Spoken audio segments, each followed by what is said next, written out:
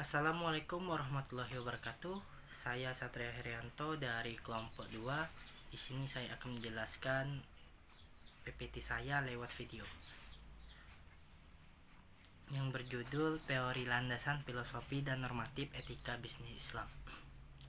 Etika bisnis Islam adalah nilai-nilai etika Islam yang secara khusus untuk mengenai aktivitas bisnis yang terdiri dari 6 prinsip utama, yaitu tentang kebenaran, kepercayaan, kejujuran, ketulusan, pengetahuan, dan keadilan.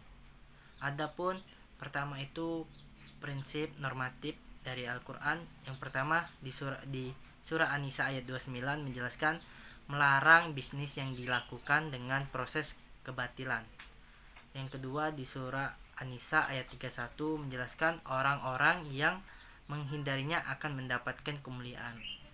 Sedangkan di hadis riwayat Bukhari dan Tirmizi yang isinya itu ramah-ramah, seseorang pelaku bisnis harus bersikap ramah dalam melakukan bisnis. Nabi Muhammad SAW mengatakan Allah merahmati seseorang yang ramah dan toleran dalam berbisnis. Hadis riwayat Bukhari dan Tirmizi. Landasan tauhid atau landasan filosofi dalam etika bisnis Islam. Yang pertama adanya tauhid. Tauhid yang meliputi kehidupan manusia secara keseluruhan, baik itu dari politik, agama, dan sosial. Yang kedua keseimbangan atau adil. Keseimbangan atau keharmonisan sosial tak bersifat statis dalam pengertian suatu dalih untuk status, melainkan suatu sifat dinamis mengarahkan kekuatan untuk keadilan. Keseimbangan juga harus terwujud dalam sebuah kehidupan ekonomi. Nabi SAW menjadikan nilai adil sebagai standar utama.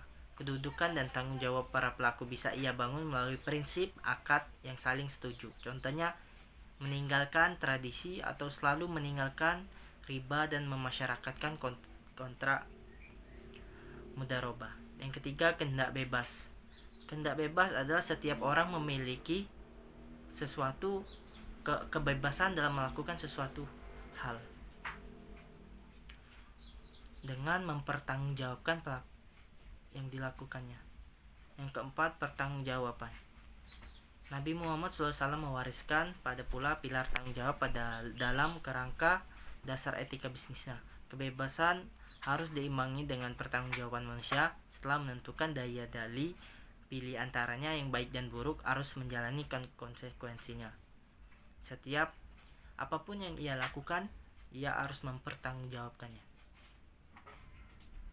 Yang mana dijelaskan di surah Quran Al-Mudaththir ayat 38 yang bunyinya tiap-tiap diri bertanggung jawab atas apa yang telah dia perbuat.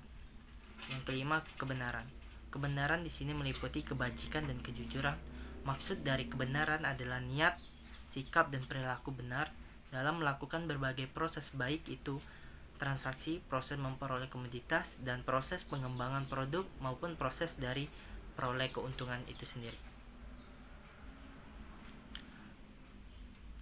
Baik, mungkin itu saja yang dapat saya presentasikan dari materi PPT saya tentang landasan teori filosofi dan normatif etika bisnis Islam. Saya akhiri, wabillahi taufiq wal hidayah. Wassalamualaikum warahmatullahi wabarakatuh.